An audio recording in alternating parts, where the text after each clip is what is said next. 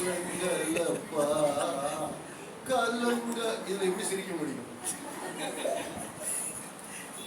அப்பா நான் உம்மை பார்க்கிறேன். இதுல எப்படி சிரிக்கிறது? அழுகுதான் வருது. அழுக பாட்டை எடுக்காது. நல்ல குதூகலமான குதூகலம் கொண்டாட்டமே அப்படி எடுக்கிற பாட்டு. அதை நல்லா கை தட்டி சிரிச்ச முகமா பாட சொல்லணும். அதவே அழுமூஞ்சியா பாடக்கூடாது. குதூகலம் கொண்டாட்டமே. சரி, பாட்டு தான் அழுக பாட்டுன்னா சபையில சாட்சி சொல்ற விசுவாசி அதுவும் அழுக. பைபிளை எடுத்து கையில அப்படி எடுத்து இப்படி வச்சுக்கிட்டு கர்த்தருக்கு ஸ்தோத்திரம். கடந்த வாரத்தில் ஒரு சிறிய ஆக்சிடென்ட் ஆகிடுச்சு. கடந்த வாரத்தில் எனக்கு பயங்கர இடுப்பு வலி. அடுத்த விசுவாசியாச்சு சந்தோஷமா சாட்சி சொல்லுமா, எனக்கு மூட்டு வலி. சரி, அடுத்த விசுவாசியாச்சு நல்லா சாட்சி சொல்லுதா, எனக்கு ஒரே வயிற்று வலி, வாந்தி வேலையா, மேலையும் வந்துச்சு கீழையும் வந்துச்சு, என்ன பண்றது? புதுசா ஒரு விசுவாசி அன்னைக்கு தான் வந்திருப்பான். அவன் என்ன யோசிப்பான், டேய் இந்த சபைக்கு வர்றவங்களுக்கு எல்லாம் வாந்தி வேலையா, கை வலி, கால் வலி, மூட்டு வலிங்கிறாங்கடா. நம்ம இந்த சபைக்கு வந்தோம், நம்ம இப்ப நல்லா இருக்கிறோம். இங்க வர ஆரம்பிச்சோம்னா கஷ்டம் தானே வரமாட்டேன். ஏன் நல்ல விஷயத்த சாட்சி சொல்றது. இந்த வாரம் 1 லட்சம் ரூபாய் உனக்கு கிஃப்ட் வந்திருக்குன்னு வச்சுக்கோ, அதை சொல்லுவியா சாட்சியா? கர்த்தருக்கு ஸ்தோத்திரம்.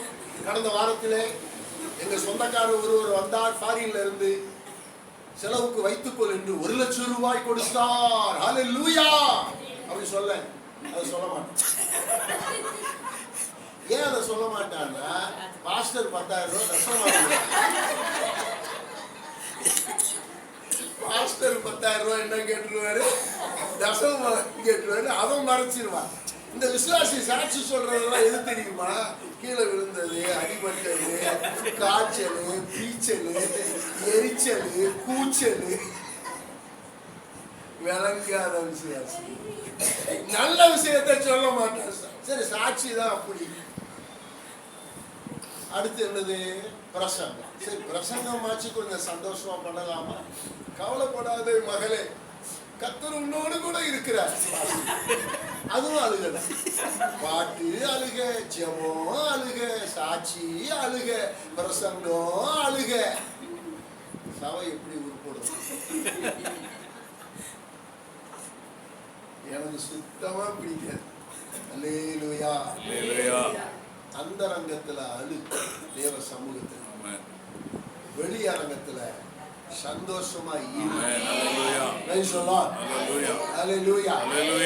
நம்மால் எப்படி தெரியுமா? சர்ச்சு முடிஞ்சு வெளியே போனா சிரிப்போம். சர்ச்சு முடிஞ்ச உடனே ரொம்ப ஹாப்பியா இருப்பான். ஏன்னா சர்ச்சு முடிஞ்ச உடனே இந்த ரோலு வடை கொடுக்குறாங்க, காஃபி இங்க இருக்கான்னு தெரியல, இருக்கா?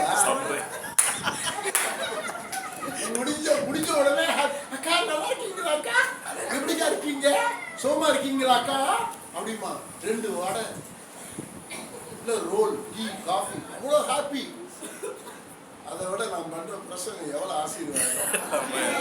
வசனம் தானே ஆசீர்வாதம். வசனம் கேட்கும் போது கை தட்டணும், சிரிக்கணும், ஸ்தோத்திரம் பண்ணணும், அல்லேலூயா சொல்லணும்.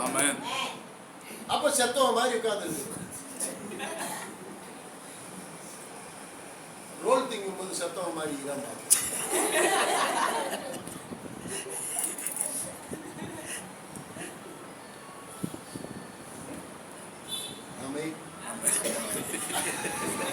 Hallelujah. Hallelujah. Hallelujah. Hallelujah. Praise the Lord. Praise the Lord.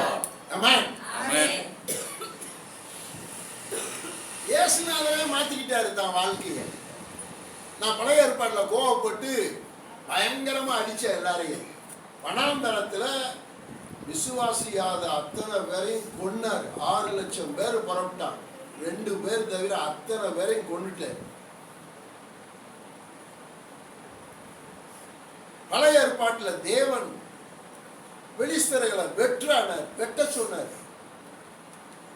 அம்மோனியர்களை கொல்றானார். அமலேக்கியர்களை வானத்தின் கீழே இராதபடி எல்லாத்தையும் கருவறுத்து போறார். ஒரு வயலை விடாதரானார். ஆண்டவர் கொல்லுகிறவரும் உயிர்ப்பிக்கிறவரும், அடிக்கிறவரும் அணைக்கிறவரும். பழைய ஏற்பாட்டில் தெய்வம் செஞ்சதை பைபிள்ல படிச்சீங்கன்னா அவ்வளவு பயங்கரமா இருக்கும். ஆனா அதே தெய்வம் புதிய ஏற்பாட்டில் அவர் வாழ்ந்த பொழுது சிலுவையில் அவர் படுத்துற பாடு, அவர் பாருங்க, சாந்தமும் அமைதலுமா. எவ்வளவு சாந்த புருஷன். ஒருத்த கூட மன்னிப்பு கேட்கல. ஆனா என்ன தெரியுமா பண்ணாரு? வாலண்டியரா மன்னிச்சாரு. பிதாவே, செய்கிறது அறியாமல் இருக்கிறார்கள், இவர்கள் பாவத்தை இவர்களுக்கு என்ன செய்யும்? மன்னிப்பு கேட்டாலே நம்ம எல்லாம் மன்னிக்க மாட்டேன். அவர் மன்னிப்பு கேட்காமலே மன்னிச்சார். அதாங்க ஆவிக்குரியவர்.